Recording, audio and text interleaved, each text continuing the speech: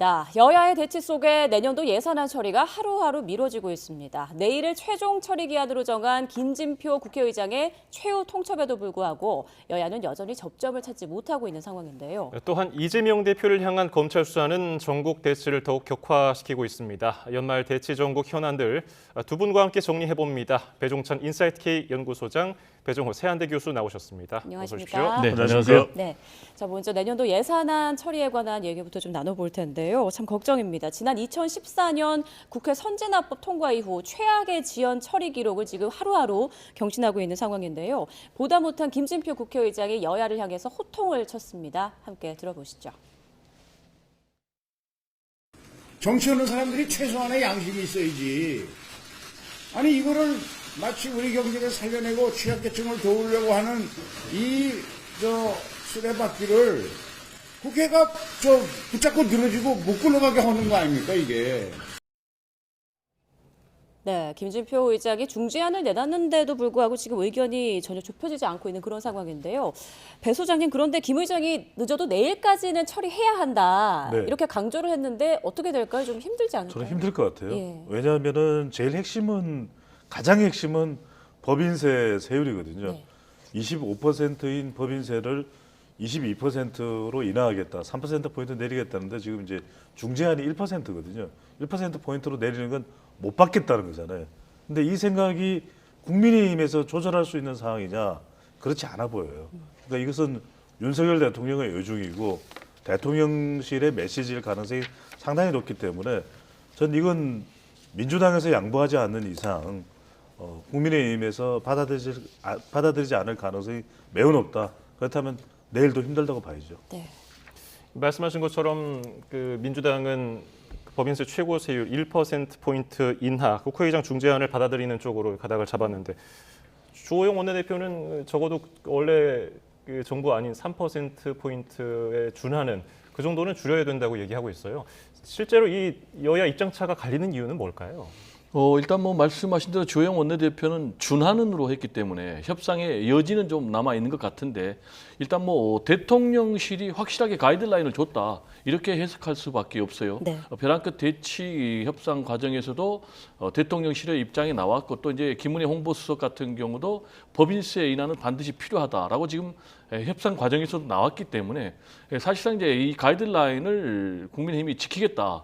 라면서 이렇게 협상에 꼬이고 있기 때문에 지금 이제 배 소장님 말씀하신 대로 당장 이게 내일이라도 협상이 타결되기는 좀 어려워 보입니다. 일단 국회가 좀 재량권을 갖고 협상을 하도록 내버려 두는 것이 원칙상 맞죠. 왜냐하면 이제 국회가 예산 심의권 또 확정권을 갖고 있는 것이거든요. 반면에 이제 정부는 예산안을 이제 짤 수가 있는 그런 권한을 갖고 있는데 지금 대통령께서 확실하게 개입을 하다 보니까 지금 이제 국민의힘 주호영 원내대표가 당초의 입장에서 계속 다른 행보를 하고 있어요. 그게 무슨 얘기냐면 일단 국회의장께서 중재안을 냈지 않습니까?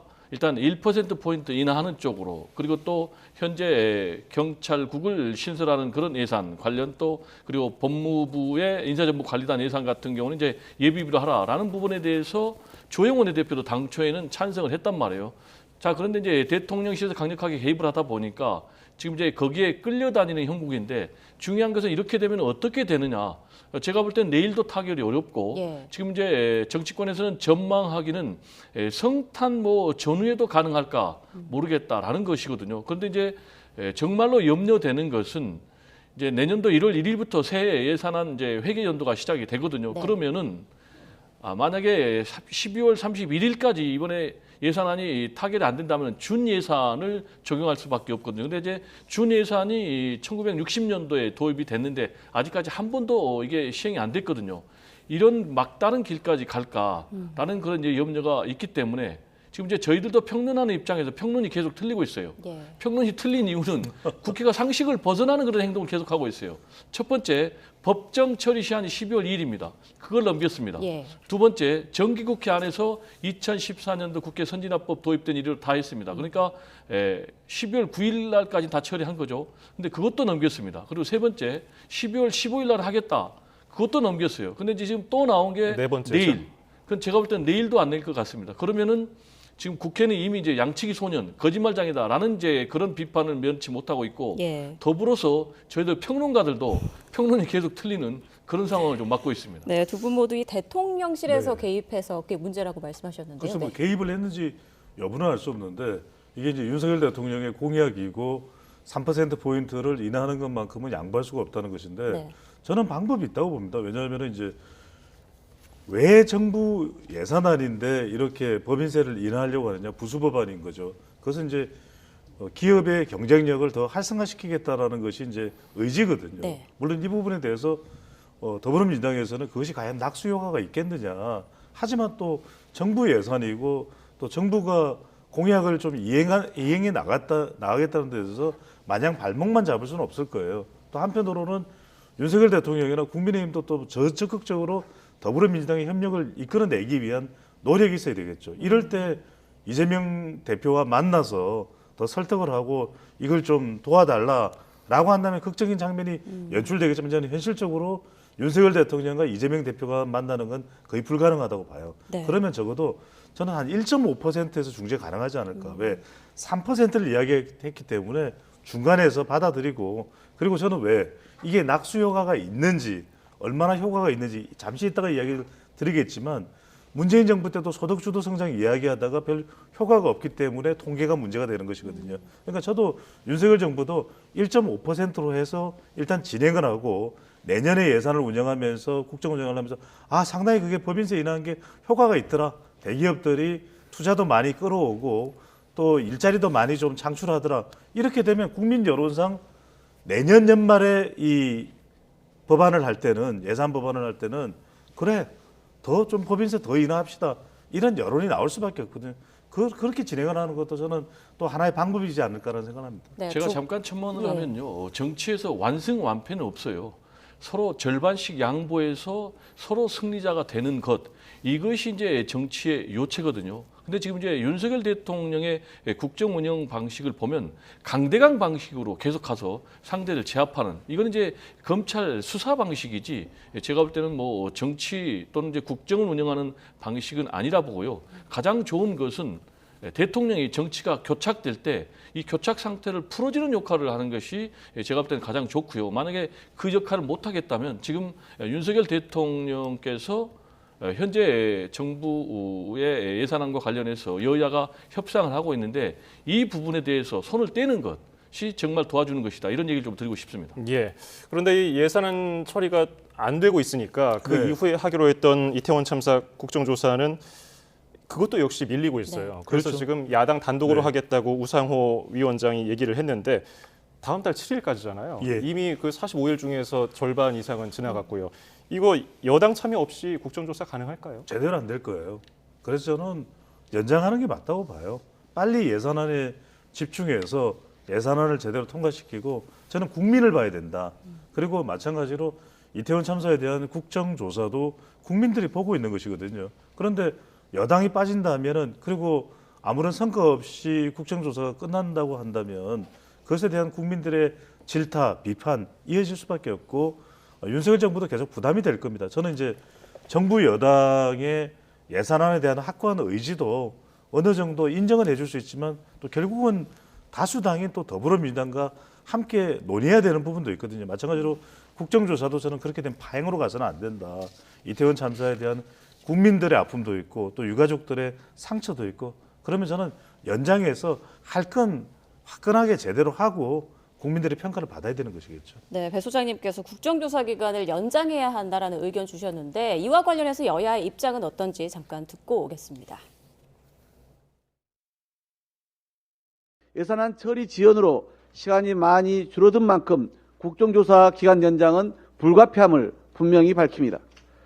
연장 가능성도 염두에 있습니까? 저희들은 가능성을 염두에 두지 않고 국정조사가 단기간에 빨리 마쳐져야 한다는 생각은 여전하고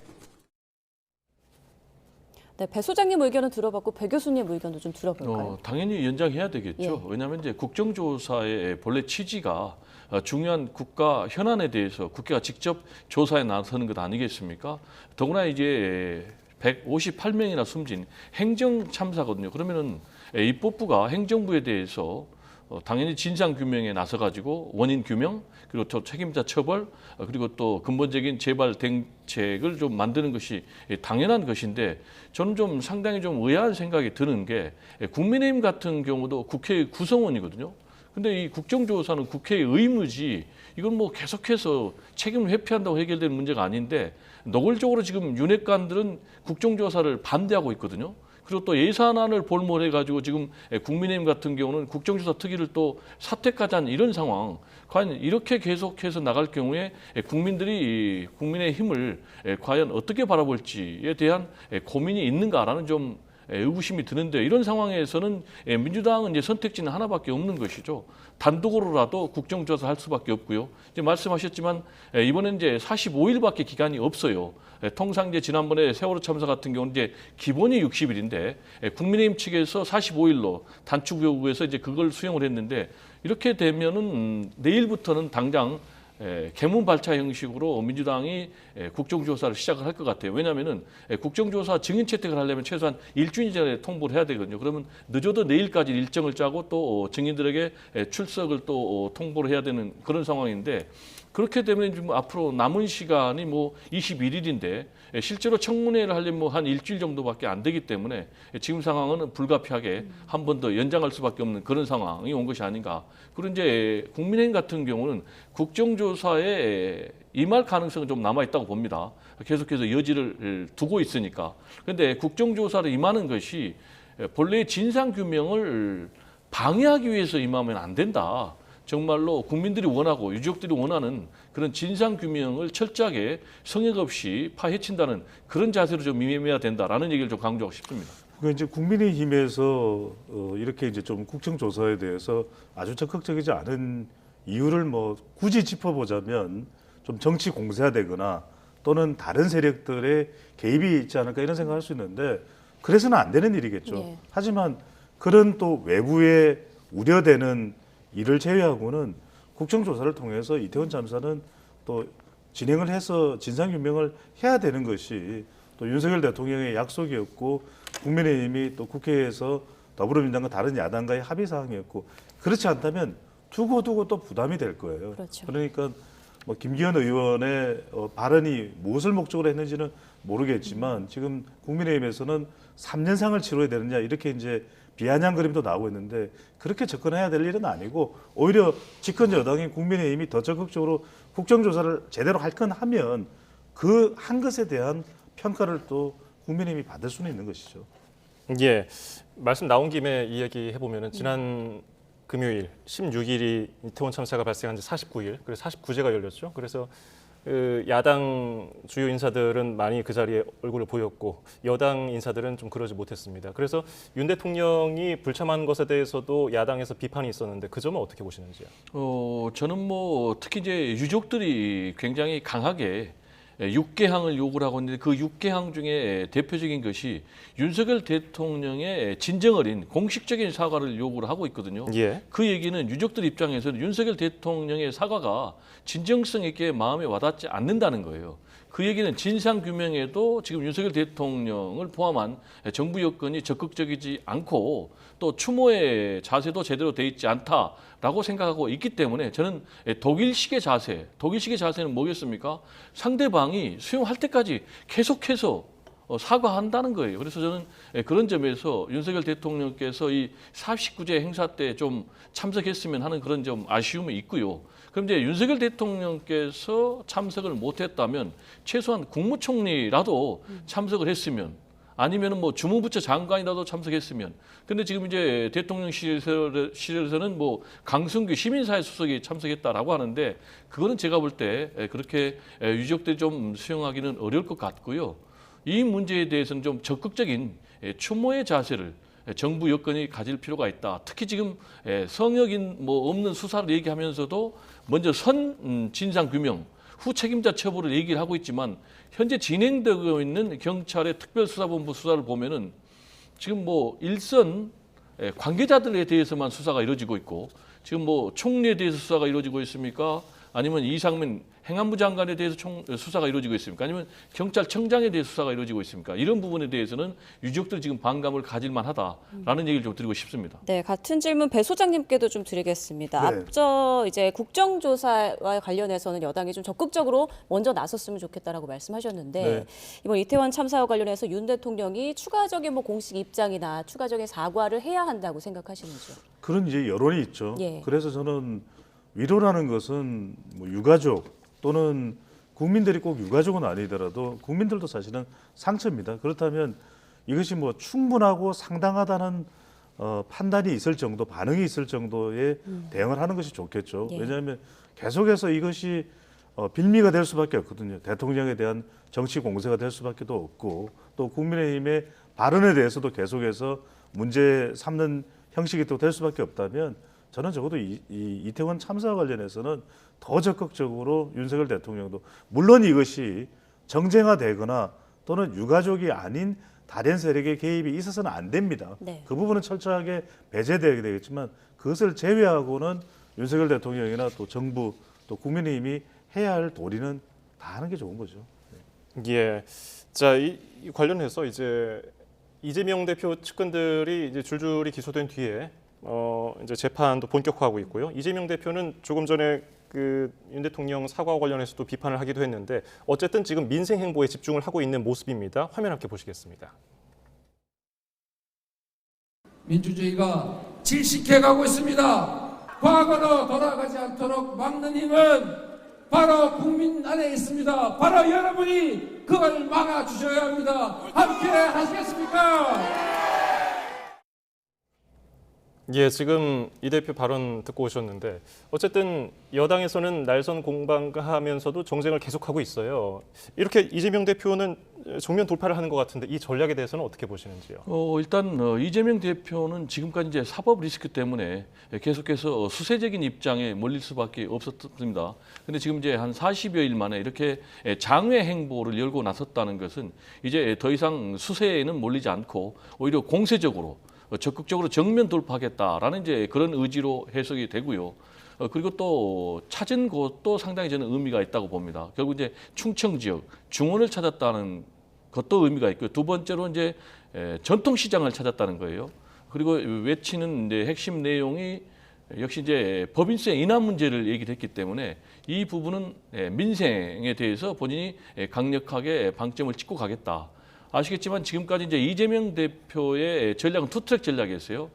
사법 리스크에 대해서는 당에서 적극적으로 대응을 하고 본인이 이제 민생에 대해서 방점을 찍는 것으로 이렇게 정했는데 네. 최근에 이제 김용 그리고 또 정진상 두 명의 측근이 검찰에서 구속되면서 확실하게 나를 세우는 그런 이제 태도를 보였는데 다시 이제 이 투트랙 제도를 정비했다 이렇게 입장을 정비했다 이렇게 보여지고요.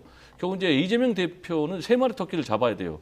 하나는 대정부 견제 비판 행보를 해야 되고 그리고 두 번째로는 민생을 이끄는 그런 야당을 통해서 전국을 좀 주도해야 되고 그리고 세 번째로는 사법 리스크 때문에 흔들리는 그런 이제 당내를 좀 결속해야 되고 그런 이제 이 세 마리 토끼를 잡기 위한 그런 선택이 아닌가 이렇게 분석이 됩니다. 자, 네. 저는 근데 글쎄 이게 과연 무엇을 노리고 하는 장외 일종의 투쟁인지를 모르겠어요. 왜냐하면은 저렇게 이재명 대표가 장외에 나가서 본인의 결백을 주장을 하고 물론 뭐 정책도 이야기하겠습니다만 저 장외 현장에서 곳곳에 윤석열 퇴진 이야기가 나올 수밖에 없어요. 그렇다면 결국 이거는 윤명 대첩이 더 정쟁화되고 격화될 수밖에 없는 것이거든요. 사법적인 의혹이나 리스크와 관련해서는 수사를 아직 받지는 않았잖아요. 하지만 지금 공직선거법과 관련해서도 위반이 기소가 돼 있는 상태고 또 대장동과 관련해서도 관련된 인물 측근들에 대한 것이 계속해서 수사가 진행되고 있고 김용 전 부원장이나 정진상 전 실장도 구속됐잖아요. 네. 더군다나 경기지사 시절에 이화영 전 경기도 평화부지사도 구속이 돼 있거든요.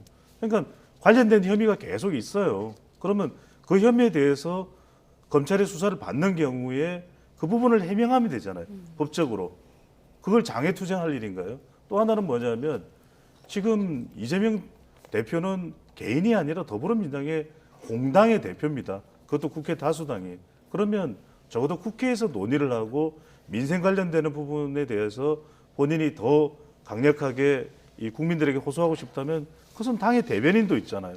얼마든지 공식 채널이 있는데 이렇게 장애투쟁을 하게 되면 이재명 대표의 지지층들이 저 장소에 다 결집될 수밖에 없거든요. 예. 팬덤들이. 그럼 나올 수 있는 내용은 윤석열 퇴진이 될 수밖에 없는 것이고 그러면 맞불 집회를 하는 보수 집회는 이재명 구속이 될 수밖에 없는 거예요. 그러면 한치도 못 나갑니다. 저는 이렇게 장애투쟁을 하는 것이 능사도 아니고 이게 무슨 민생 대장정도 아니고 수사는 받을 부분이 앞으로 이제 제시되면 받으면 되는 것이고 나머지 사안은 공당의 대표로서 국회 내에서 협의를 하면 될 사안 아닐까요? 네.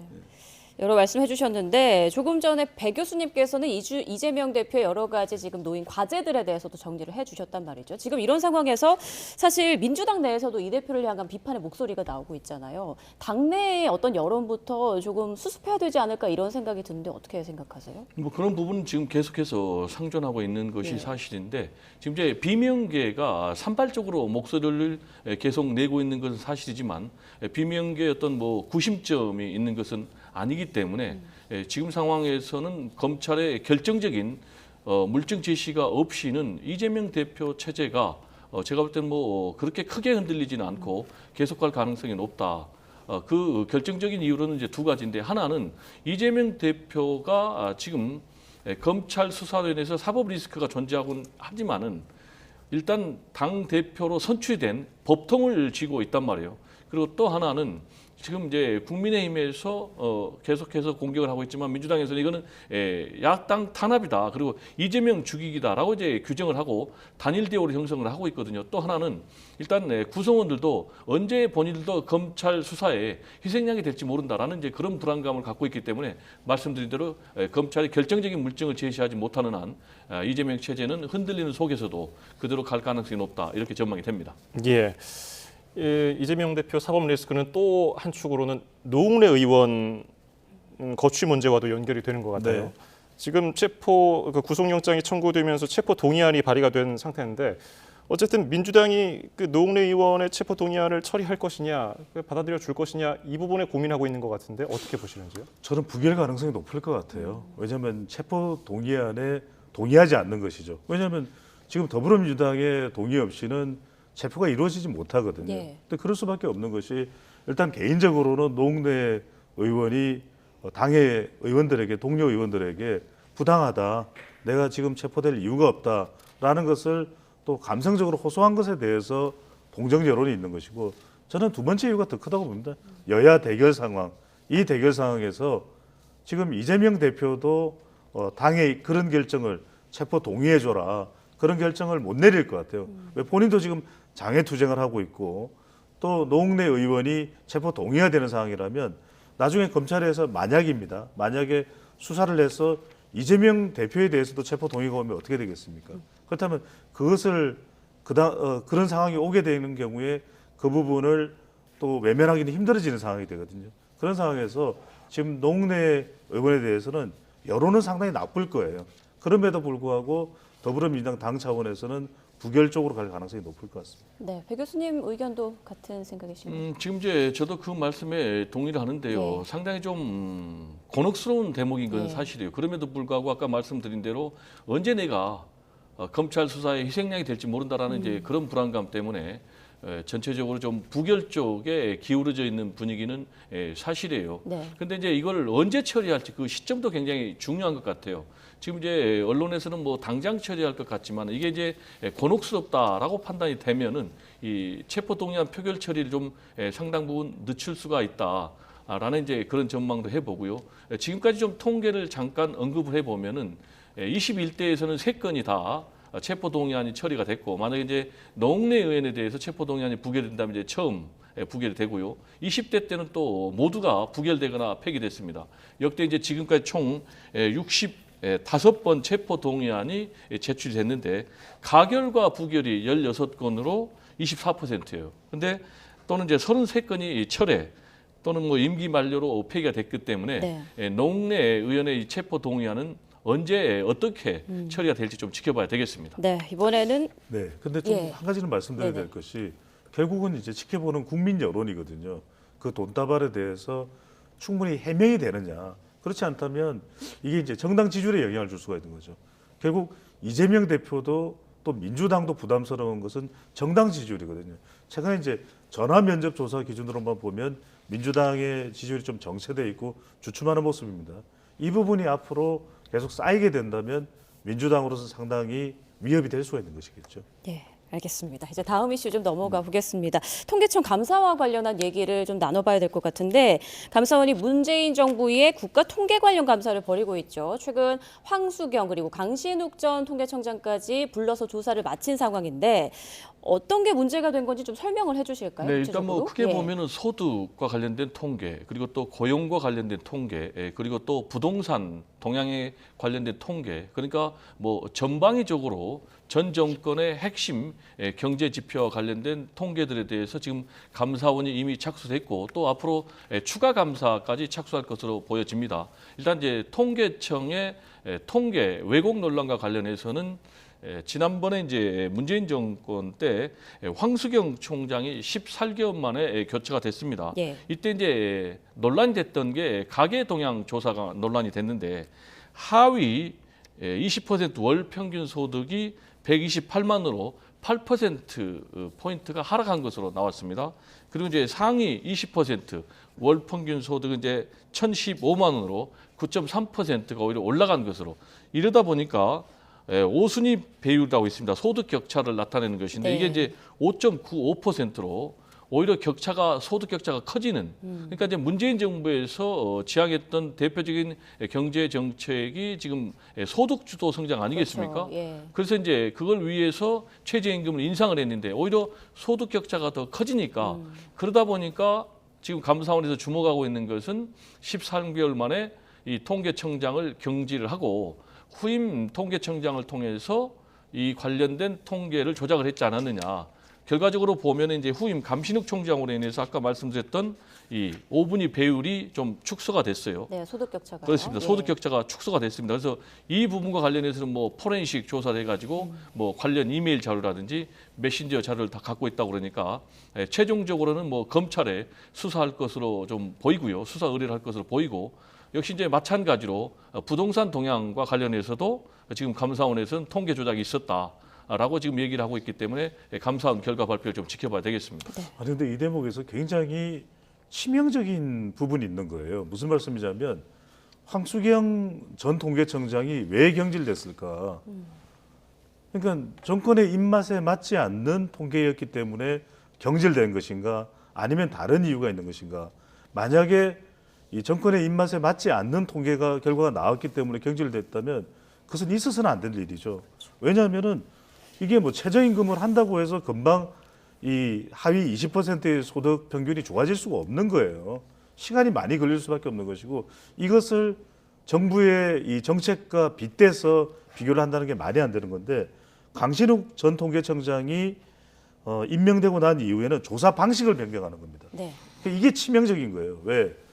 똑같은 조사 방식 하에서 비교를 해야죠. 그렇다면. 그런데 조사 방식을 버젓이 변경을 해놓고 결과는 좀 좁혀지는 하위 20%와 상위 20%가 좁아지거든요. 지금 그래프를 보고 계시지만. 네. 그런데 너무 웃기는 것은 2020년에는 또 벌어져요. 어떡하라는 거죠? 그냥 소득주도 성장은 더 이어왔는데 오히려 이 소득 차이는 더 벌어지는 상황이 벌어진다. 이건 절대 그렇게 가서는 안 됩니다. 통계는 통계대로 가는 것이고 정부 정책이 그거라면 그 정책이 잘 적용되지 않는 것에 대해서 효과가 없는 것에 대해서는 비판을 받을 수도 있는 것이고 수정 보완을 하면 되는 거잖아요. 그런데 통계청장을 경질해버렸다. 그것이 통계청장뿐만 아니라 통계청에 소속되어 있는 국장 직원들에게 실제 이 통계 처리를 하는 사람들에게 미치는 영향을 생각한다면 이건 있어서는 안 되는 일인 거죠. 네. 예, 이 역시 정쟁으로 떠올랐어요. 그래서 국민의힘은 뭐 문재인 정부의 판타지 소설 같은 뭐 경제 정책을 밀어붙이려고 통계 조작을 했다 이렇게 하고 있는데 민주당은 이거는 정책 결정권자의 재량이다. 그래서 감사원이 나서서 감사 대상으로 삼고 있는 거 아니냐 이렇게 반발하고 있는데 이 충돌을 어떻게 보고 계십니까? 이 문제는 뭐 정책 결정권자의 재량은 아니죠. 또 저는 뭐 이 관련 기사를 찾아봤는데 제가 찾아보니까 그런 기사는 없고요. 지금 이제 국민의힘에서는 중대 범죄다. 국기문란이라고 강하게 지금 질타를 했어요. 네.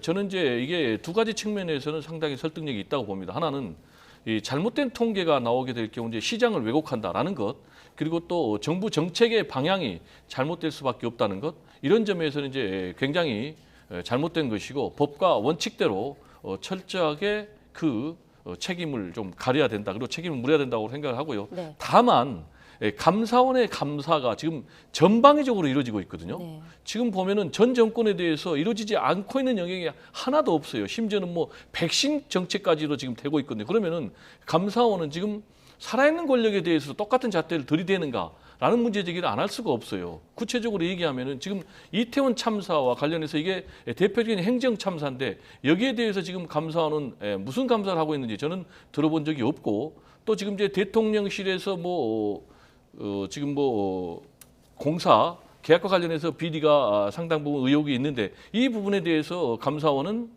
제대로 지금 감사를 하고 있는가라는 문제 제기를 안 할 수가 없거든요. 따라서 감사원이 전 정권의 정치보복 수단의 도구가 되면 안 된다. 죽은 권력에 대해서도 엄격한 잣대를 대면은 살아있는 권력에 대해서도 똑같은 잣대를 대야 된다라는 얘기를 좀 강조를 하고 싶습니다. 네, 조금 관련해서 지금 정부가 문재인 케어 폐기를 공식화했고요. 그리고 탈원전 정책까지 폐기하겠다고 지금 밝혔잖아요. 예. 이런 전 정권을 향한 어떤 조치들 이런 거에 대해서 어떻게 보십니까? 뭐 잘못된 부분이 있다면 해야 되겠죠. 하지만 묻지도 따지지도 말고 다 그냥 싸그리 깡그리 흔적을 지우자. 그건 좋은 방법이 아닙니다. 선택과 또 합리적인 선택을 하는 것이 중요한 거죠. 왜냐하면 미국의 경우에 오바마 대통령의 이 흔적을 다 지우자 했던 트럼프 전 대통령, 또 빌 클린턴 대통령의 흔적을 다 지우자고 했던 조지 부시 아들 대통령, 결과가 좋았나요? 그건 아니거든요. 그래서 지금 현 정부도 중요한 것은 수사해야 될 건 수사해야 됩니다. 네. 하지만 또 보완해서 현 정부에서도 살려나가야 될 정책이 있다면 그건 또 살려나가야 되는 것이죠. 네. 합리적인 선택과 지속을 하는 것이 더 현명한 방법이라고 봐야 되죠. 예, 오늘 말씀은 여기까지 들을까요? 연말 대치 전국 현안들 배종찬 인사이트 K 연구소장, 배종호 세한대 교수였습니다. 두 분 고맙습니다. 네, 감사합니다. 감사합니다.